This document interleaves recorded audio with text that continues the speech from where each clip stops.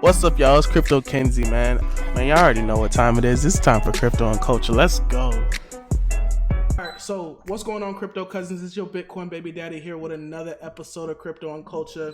Today we have the author, the man himself, Isaiah Jackson. I was about to say Trevor Jackson. I don't know why I swear to God, I was about to say Trevor Jackson. I'm like, ooh, that'd be so effed up. But, you know, you can't get blacker than Isaiah Jackson, man.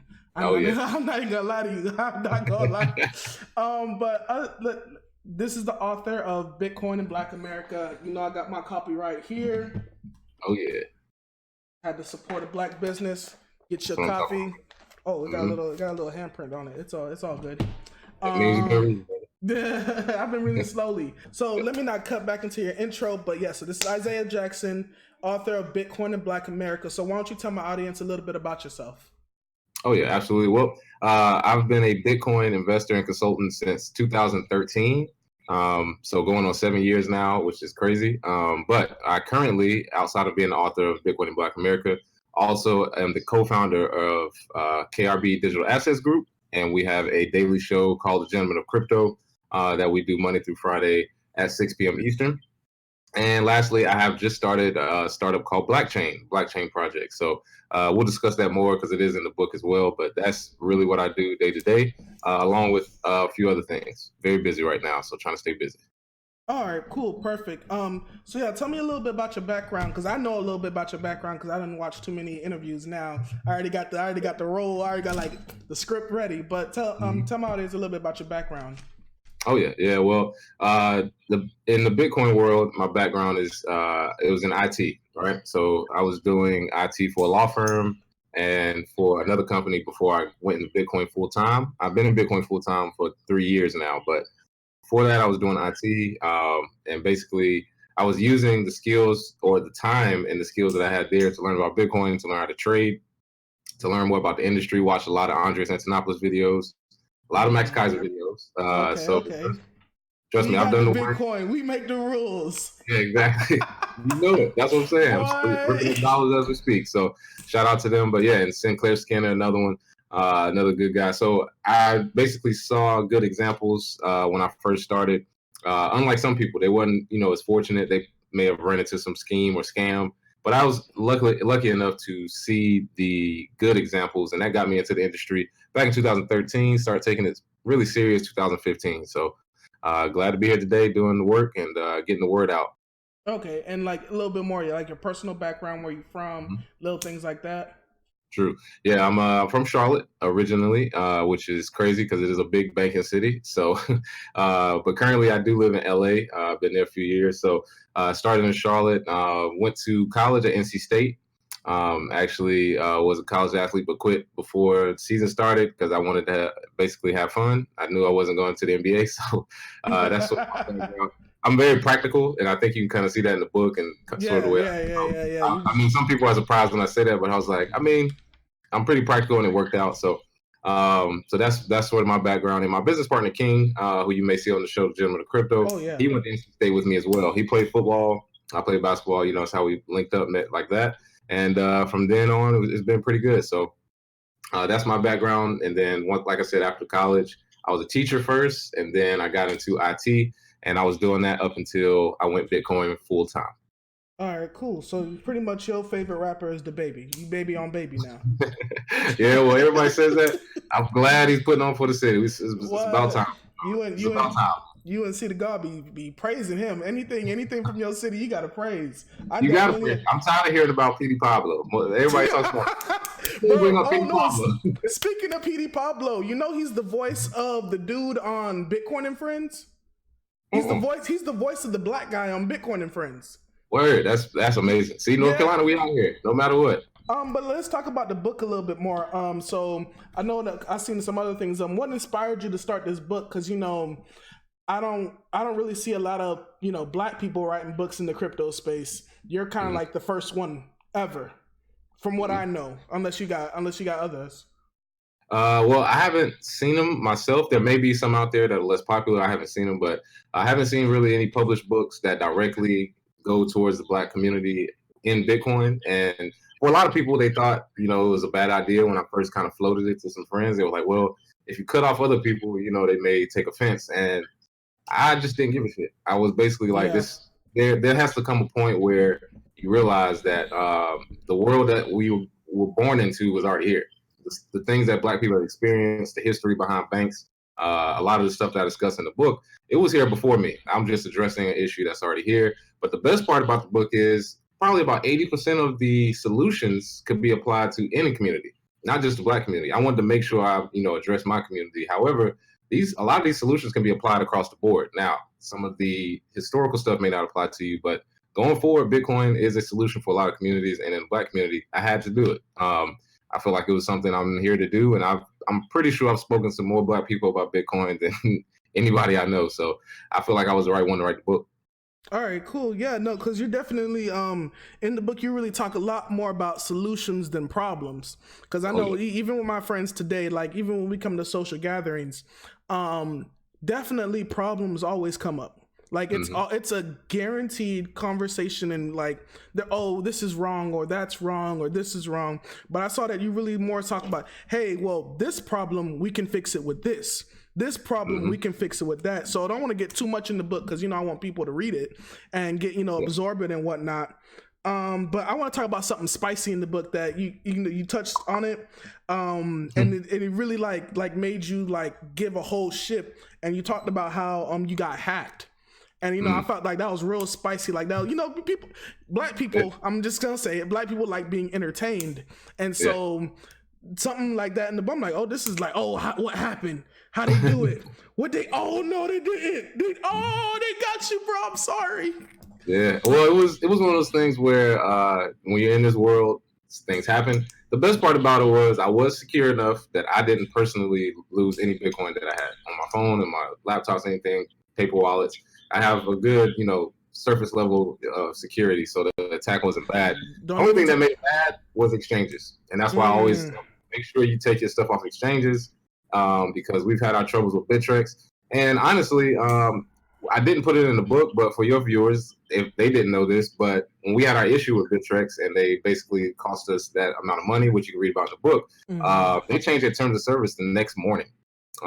Literally, we helped change Bittrex because the way, you know, we went about it was so aggressive, and I don't think they were really used to that. We were basically like, yeah, this can't happen because, you know, you're inadequate with security. So for your crowd out there, yes, we helped change Bittrex, and as I refer to it in the book, Shittrex, because they have been nothing but trouble to me. However, it is good backup exchange to use if you need to trade. So yes, that happened, and the hack was able to subside it, but it happens. Got to be ready for it. Right. So just to give like a little piece of context, because I know even some of my audience have been in this space for a while, and I've spoken about it a little bit, but you know I'm not at that level yet. But when you reach a certain amount of, just say dollars, when you reach a certain amount of money, these exchanges don't really want you to move your money. And so when that starts happening, you start seeing the same issues that we have with banks today. And this is a good little segue to what I was going to talk about next. But just overall, what did you want people to get out of this book? Like, what's like the core message that you really want people to like just get, like, after reading this, what you want them to do? Oh yeah, stop talking and do something. That's the premise of the entire book. That's why it's solution based. That's why I rarely bring up the problems in the Black community, because I'm sure we've all heard it a million times. Everybody knows the problems. Every conversation. People talk about all the time. I was tired of that shit. I mean, I'm 30 years old now, and I'm already tired of talking about the problems. You know, some people who are twice my age will continue to discuss. I'm done with that. Solutions or shut the fuck up. That's basically where I'm at right now. And it was a solution-based book for a reason, because a lot of times when I do talks and other people do talks, they discuss, you know, stuff in theory. Like one day we may be able, and I'm not like that. I actually want to solve the issues. I think Bitcoin can help. And that's the thing in the book. I want everybody to take something from it. I can't do it all, of course, but I'm sure there's people that read an idea like, hey, I was thinking something along those lines. Let me try and do it. Let me, you know, do it this way. Hopefully I can interact with those people and we can find a way to bring together on something like blockchain. And that's what I want people to get out the book. Start doing something about it and stop complaining as much. Oh, okay, bro. I love that. I love that shit. I really do, like, because you really have like a vibe that, like, I feel like I'm not imitate, but like I feel like I try to keep it real with like my audience. Like, so just a little, like, of course my audience already know I started this YouTube channel back, 2018, like November-ish 2018. I'm about to hit my 1 year, but of course I got caught up in the hype in 2017. So, and I tell my channel straight up, I bought at the hype. I bought in 2017. I bought in December, like days right. Like I'm talking about days after, what was it? What the futures started? Literally days after the future started, and I'm like, wow. If I didn't buy at the top, I bought at the top. So. But that's I do want to discuss that because a lot of people did that, and what I always tell them is a lot of people bought the top the last time it pumped, and they thought it would never come back. 2 or 3 years later, boom, they 10x, 20x their money. So it's one of those things that happens, but every time it does happen, we get a new class of holders. So and that's where I come from. Because people, hey, stick around now. Yeah, no, because that's I heard you were talking about that. Like that's what usually happens, and people don't really get it. Because this is also part of like, the network effect, essentially. I know that's not really the way you're supposed to think about the network effect, but in a sense, it's like a form of network effect. People come in thinking they're going to get rich and then they don't. And the people that just give up, they're going to give up regardless, and they just left. And then the people are just like, well, how did I lose my money? Because I lost a lot of money. How did I lose it so quickly? And then those that stay are the ones is like, they're like, oh, it's like, it's almost like the door's been opened and it's like, oh my God, wait, hold up. Is this what's going on? Wait a second, bro, we finna be rich in like 10 years. What you mean? Gotta have patience. Gotta have patience. When we're talking about Bitcoin, the first thing you have to talk about is banking, because that's what a lot of people don't understand. They don't understand how our financial system works. They don't even understand what real money is. Exactly. Absolutely. And I agree completely. Yes. So just going into like the banking, I know in the book you talked about a little bit about redlining and how we're so loyal to the banks that we have today, but don't realize what they're doing to us, and not just us, but like everyone. Everybody. And if we're going to be a part of this group, in America, anybody under the thumb of the Federal Reserve, you are affected. And one of the biggest things you just mentioned was the financial system we're in. Nobody alive was here when it started, unless you're 120 years old. But that's how long that system has pretty much been in place. So what you know about finances came from your mom. They got it from their grandmother, from their great grandfather, whoever. Nobody has ever seen anything different. So it is hard to introduce a new money system because everything everybody knows about the financial system has been from the last 100 years.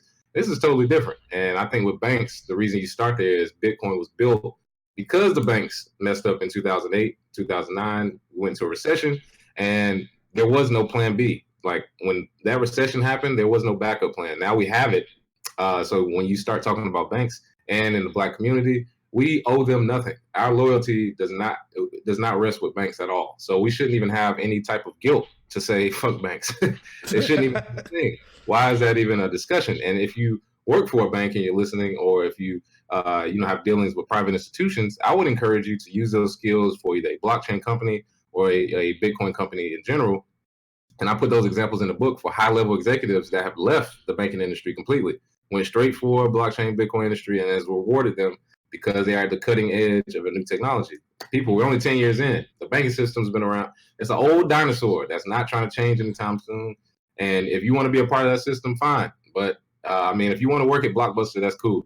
Come join Netflix. Come join Netflix. That's what I'm trying to get. What you mean? You mean Disney Plus? It's a wrap. It's a wrap. That's what I'm saying. If you're tired of bankers being all in the videos, all on your back as a teller, come on, join Death Row. That's basically what I tell people. That's what it is. You have a choice, man. It's quickly becoming a better choice, if not the only choice to make if banks start to dwindle away for some people's jobs, because that sucks too. Some people are going to get fired. I think Deutsche Bank just let go a few hundred people. But so right now, another thing I was going to go into, regulations. So we got something that really opened my eyes to like cryptocurrency is how regulators work. And so we have this new political campaign coming up next year, the 2020 campaign, and a lot of people are talking about reparations. And I really try to stress to people, we're not getting reparations. And even if we do get reparations, that's not something you really want, because I know where it's going to come from. Oh, yeah. And so just to go into a little bit, like, laws don't just get passed instantly. Like, that's, unless it's something negative, which I've noticed now, Wednesdays and Fridays, man. Wednesdays and Fridays. Boy, these laws come out and wait, who, like, just how you say on the show, who came up with this? Who talked about this? When this announcement come? Hold on. Random. A whole new team of individuals. Yeah, we have a whole new consortium of individuals that's just gonna be able to review, check taxes, make sure you're not doing this and that. And I'm like, wait, who are you? Who are these people that have this technology, this intelligence? Because honestly, like, we never voted on this. No one, and I know, voted on you spending my tax dollars to build a task force. Yeah, and so just seeing how, like, that corruption happens, and then people are talking about, oh, we're gonna get reparations. I'm like, no, guys. To, like, the fact that I see how Bitcoin has to go through so many regulations, I know that we ain't getting these reparations anytime soon. If anything. And what I would say is, my thought on reparations, I left it out of the book. One reason I left it out of the book is I don't think we'll get reparations ever. I just don't see it as possible, like you said. Now, do I feel like we may be owed something from before? This what was saying? Yes. I mean, at some point you have to bring light to the fact that wealth was pulled up. But I'm not in the business of asking people. Right. That's not what I do. I'm uncomfortable trying to raise money for my startup because I have to ask somebody for something. You know, that's just not me. I think as a community, if we put our foot down and forget asking money, let's invest in a digital asset or build products or build businesses around a digital asset that can't be stopped by the same government that owes us the money. So if they have to deal with us, they have to for our services or buy Bitcoin and, you know, China, Russia, everybody's buying. If we own a lot of that asset, we give ourselves reparations. We don't have to ask, please, can you give us a check? Please, can you give us land? But that's not gonna happen. We look so weak, in my opinion, in asking for it. Now, if somebody wants to do that work, that's fine. To me, it's useless, and it's a 20 to 30 year battle. Even if, like, say it does get passed, Bitcoin has been around 10 years, and with the regulations we see, it'll take 20 years before they'll put a number on it. Then they'll for who, and then it'll be a battle between Caribbean and African blacks. It'll be it's so much, it's so polluted. That conversation to me is a waste of time. How about we build products and invest in things that rich people are going to or already are starting to invest to, because that is what reparations is. People who have money, giving the money to people who deserve it. And if you have the resources to get that money, that's what reparations are. It doesn't matter the government or from whoever. It's just from a consumer standpoint. I think that's a better way to go about it than ask for reparations, because I'm so tired seeing clips, because I don't watch the news anymore. I stopped watching news probably like 2 years ago. Yeah, we already know.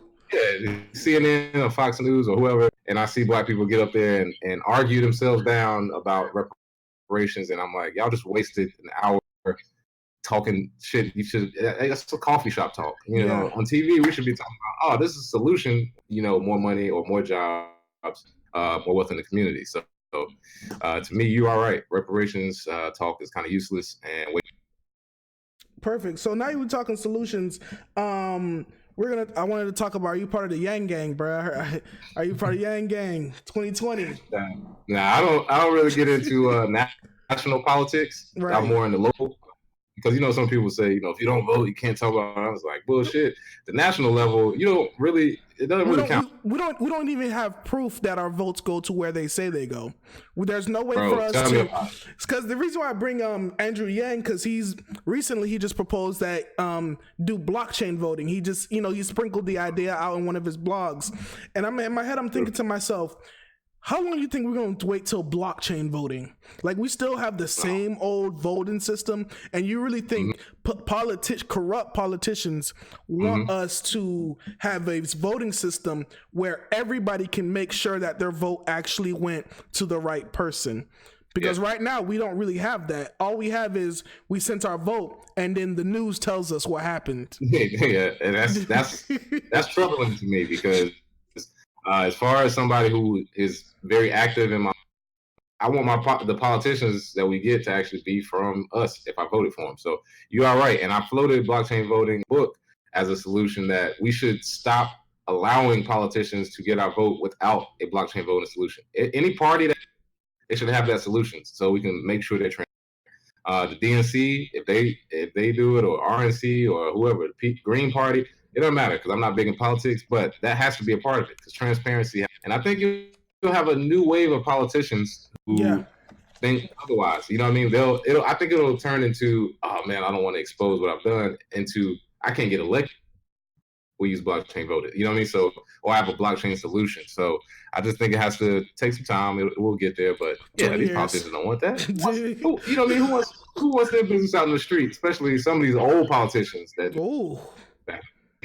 they really don't want, their track record, because once you follow, people will start, realizing how things really work. And you can't have that with a society full of people. You want them to be sheep, right? So let sheep be sheep. All right. So I just got a couple more questions. Now, me knowing what I know for a fact that entertainers, I'm talking black entertainers, rich individuals, they all own Bitcoin.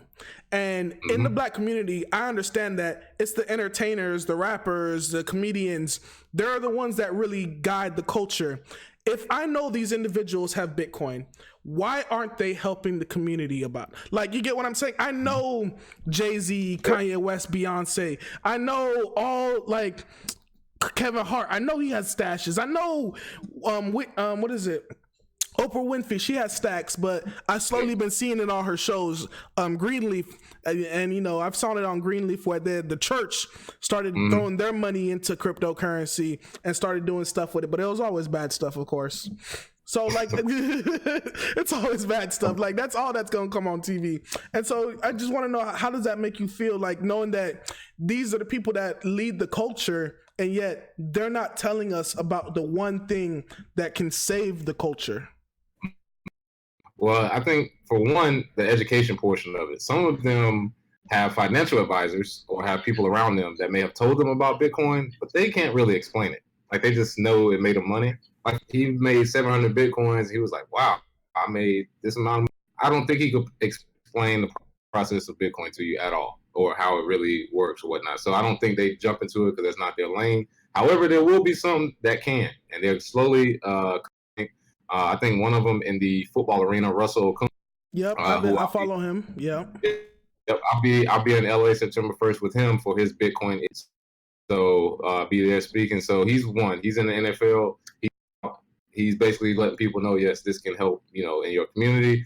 In the rap world, I haven't seen it much, but I think them bragging about much, crypto will come up. I mean, Big Sean has mentioned it. I think Soulja Boy mentioned it. Yep. He made a song. And see, they're just mentioning it in general. But I think there'll be somebody. Larry June is another one. I think there's a few people mentioning it. But once they really get it and war comes, it'll be a wave of people talking about, forget fiat, or I got more Bitcoin than you, or I'm making it rain paper wallets. Whatever they're going to say is going to, I think. Bro, I love that. Yeah. I'm making it rain paper wallets. Boy, boy, you better coin that phrase right now. Yeah, I did it last week. Really? Yeah, did it last week. Now, for real. I had a few on me. I had to use paper wallets, asked them if they knew Bitcoin, and they all knew what Bitcoin was. That's what's crazy. They all knew what it was. It went well. It went well. So I can just see that being a thing. And if somebody uses that for a music video, it first. Oh, yeah, we got it on. We got it recorded right now. So, all right. So, just some community questions. So I reached out to my community and just to see like what they wanted to ask you. So one question that came up was, how many Bitcoin do you have, and can I borrow $1? Can you borrow $1? Yes. How many Bitcoin do I have? I don't tell people that for reasons. Yep. However, I will say it got me from Charlotte to LA. I was able to start some businesses and help my friends. So I have enough. And my nephew for life. So that's all that matters. And whenever I have kids, they'll be straight as well. So as much Bitcoin as I have, I'll never really reveal it. It's no point. I'm not, I'm not a brag type person. I'm more private than it seems. I'm very introverted, but I do this because I know people need to hear it. They need to see your face. They need to talk to you. They need to see you real. But don't ever find out how much Bitcoin I have. I can barely count it. It's a few wallets out. Who knows? All right, that's good. That's good. All right, Chick-fil-A or Popeyes? Oh man, you already know Popeyes. Bro, Even before the chicken sandwich was good. But no, you gotta be open on Sunday. You gotta be open on Sundays, huh? You gotta be open. This is what I say. This is what I say. Me, they're just as good as each other, but I like Popeyes because it's dirtier. It's realer. The people might cuss you out. Chick-fil-A, they always kind of throw me off. When they say my pleasure, I just feel like, y'all too nice, man. Like, damn, somebody run out of some sauce or something. But they never run out of sauce. They never run out of sauce. And I bet you the black people there, they're the nicest people you done ever seen. I'm like, immaculate. They amazing customer service. I need a little roughness with the people making my chicken. Like, that's why I choose Waffle House over IHOP. IHOP is too clean. I need my cook outside smoking a cigarette before he makes my bacon and eggs. So I need a little roughness with my chicken. So all right. Another question we got was, how was it investing in Bitcoin early? Everyone telling you that it's a scam, and now Bitcoin is slowly becoming accepted. Mm-hmm. Early on, it was actually fun because I'm one of those people that does the opposite of what other people are doing anyway. So when I bought it, I felt like a part nobody else knew about. So I actually excited, and when people were telling me not to buy it, that just encouraged me to buy more. Because usually, if your dreams enough, people will, they'll shoot it down. So that actually helped. People tell me not to get it. The media is saying it's a scam. I was like, this is exactly what they like people. They put us out like we're criminals or we're incompetent, and we all know that's not true, but that's what they go with. So I said, hey, this got to be good because they keep fighting against it. There's got to be something. That's what helped me back in 2000. It was the Wild West. It was pretty hard to get, the information. Like now, you can just Google it and find it anywhere. Trusted source, man. It was. Yeah. So that was fun back in 2000. Just the Black Blockchain Summit, because I'm going to be there because I already bought my ticket and everything. So just give a little insight of what the Black Blockchain Summit is, because I know you're going to be a speaker there, right? Or did you help build that? I just wanted to know how did that come about? Yeah, well, the initial idea from the creator, Sinclair Skinner, he told me 2 years ago that he was thinking about it. And I gave my input then, but I wasn't directly involved with putting it together. Last year, I showed up, as an unknown, met a lot of people, used those relationships to get to this year where I'll be a keynote speaker on the first night at 6 p.m. But the best part about this summit, like you said, the reason I want a lot of people to go there is networking wise, it's the only summit in the world where you'll have pretty much every Black person in blockchain is going to be there. I mean, every type of trader, accountant, anything that they do, lawyer, they're there, and not just from America, also from African countries like Uganda. So there's a great opportunity to meet everybody Black in blockchain. And I didn't help, put it together per se, but some of the ideas I've implemented have been used, and I'm just see it, getting bigger every year, and I can't wait to see it. Mm-hmm. All right. So then, other than that, really, where can people find you? Where can they can get the book, and let everybody know where they can find you and get the book and get some more information, honestly. Oh yeah, absolutely. So the book Bitcoin in Black America is on Amazon. It's available right now, Kindle and paperback version. Your book coming soon. You can find me daily on the Gentleman of Crypto on YouTube, which is our channel, and you can find me on Twitter at BitcoinZay. So those three are the main places that I check and update every day.